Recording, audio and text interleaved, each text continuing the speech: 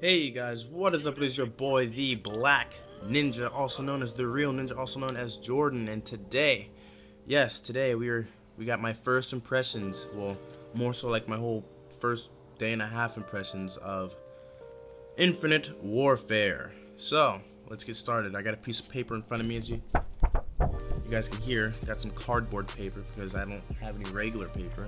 But besides that, let's talk about first things first, in no particular order. I just made a couple of bullet points, about 10 or so bullet points that I wanted to talk about for the first impressions. The time to kill. Now, the time to kill for me on my end has been like very inconsistent. Not too sure why. Maybe it's my internet. I don't think it's my internet because I have a net Duma. So I think it's just the game has inconsistent time to kills. I feel like I get melted super quick. I mean, I feel like I get melted before I even turn the corner sometimes, or even after I turn the corner, and like the bullets just fly around the corner. The wanted bullets are back, yes. Wanted bullets are back.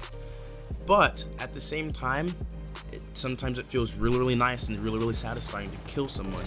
It just sucks when it happens to you. So it feels like I get melted a lot, but sometimes I'm putting like a clip into someone, half a magazine into someone, and that's never good, because being consistent is what keeps people on their streaks. It's what what makes them comfortable with a gun, a particular gun, their particular play style.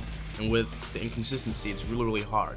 And so I can't believe a guy already got a nuke as of I think yesterday, or even as of yesterday, a guy got the first nuke in the beta. I don't know how he did it, because the time to kill is just so inconsistent. So on that front, yeah, let's move on. Map design. So there's 4 maps in the beta. We played on Throwback, Frontier, Frost, and Precinct. See, I've only played on Precinct I think once.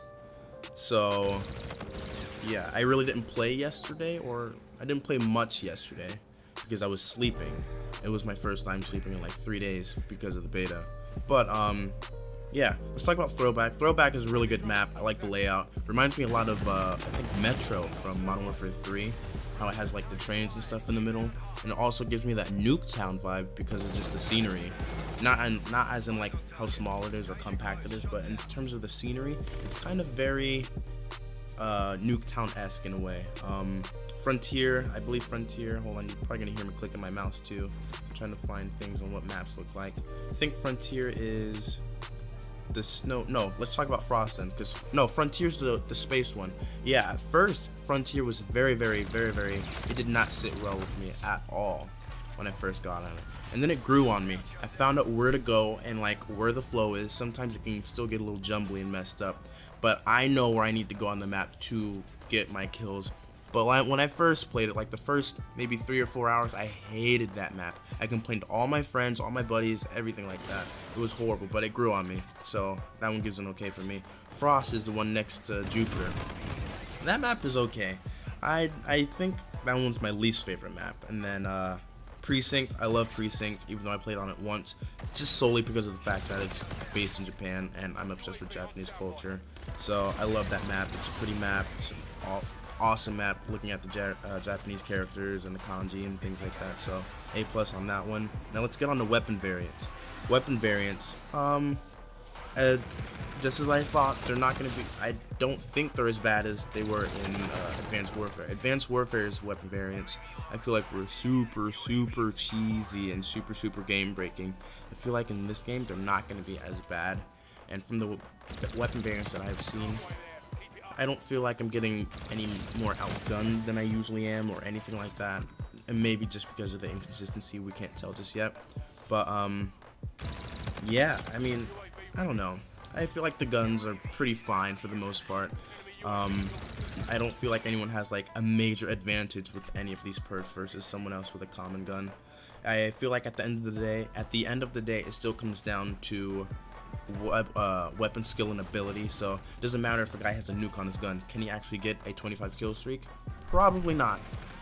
If he has the shoot a guy in the dick multiplier, whatever perk that is that gonna change the game? Maybe, like ever so slightly, but for the most part, just different things, and we don't have the full perk selection or anything like that just yet, so maybe I'm still speaking too soon. Classic weapons, we don't know anything on classic weapons, but we do know that there's 6 so far that we found, and hopefully there's 10 prestiges, and you can apparently unlock them at every prestige. We need 4 more then in order to make the whole set. I don't know what those 4 are going to be, but I'm hoping it's going to be the ACR at least, maybe the TAR 21, and those are the only 2 weapons I really care about. Oh, and maybe the Vector, but we already have a Vector in the game, so maybe not. On to movements. A lot of people say that it feels clunky and it feels sluggish. I feel like it feels heavier, and to me, like, it feels heavier and weighted, which to me is a good thing because it prevents people from jumping. And even though there is advanced movements and wall running in the game, I find myself not wall running a lot. And so in Black Ops 3, I feel like I'm wall running, I'm jumping, I'm doing this, I'm doing that, I'm utilizing the advanced movements very, very well and very, very often in Black Ops 3. In this game, I feel like it's the exact opposite. I barely run on the wall. I maybe boost jump just to get to a ledge or something like that. But for the most part, I'm not wall running at all.